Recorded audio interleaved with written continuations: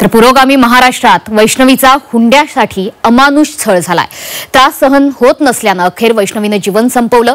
वैष्णवीवर झालेल्या छळाची माहिती समोर आल्यानंतर राज्यभरात संतापाची लाट उसळली आहे। त्यामुळे वैष्णवीला न्याय मिळावा यासाठी झी24 तासनं जस्टिस फॉर वैष्णवी ही मोहीम सुरू केली आहे। त्याला महिलांनी सुद्धा मोठा पाठिंबा दिलाय।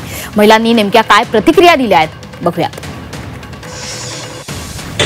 वैष्णवी हगवणे या मुलीला न्याय मिळालाच पाहिजे।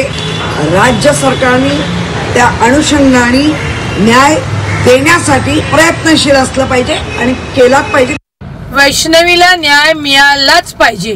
21व्या शतकामध्ये हुंडाबळीसाठी जर मुली मारत असतील, बळी घेत असतील तर हे महाराष्ट्रात चालू देणार नाही।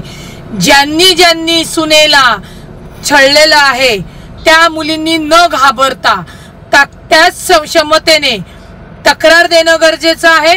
आणि माझी आई वडिलांना विनंती आहे, आपल्या मुलीला लग्न करून दिली म्हणजे तुझ्या दुसऱ्या घरात कायमची पाठवली अशी भूमिका ठेवू नका।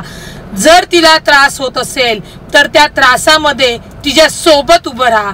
वैष्णवीला न्याय द्या।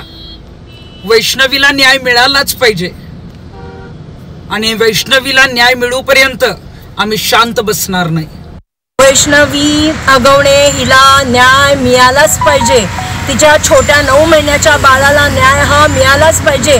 जर वैष्णवी हगवणे यांना न्याय मिळाला नाही तर आम्ही सर्व महिला आमच्या लेकी बाळी घेऊन रस्त्यावर उतरू।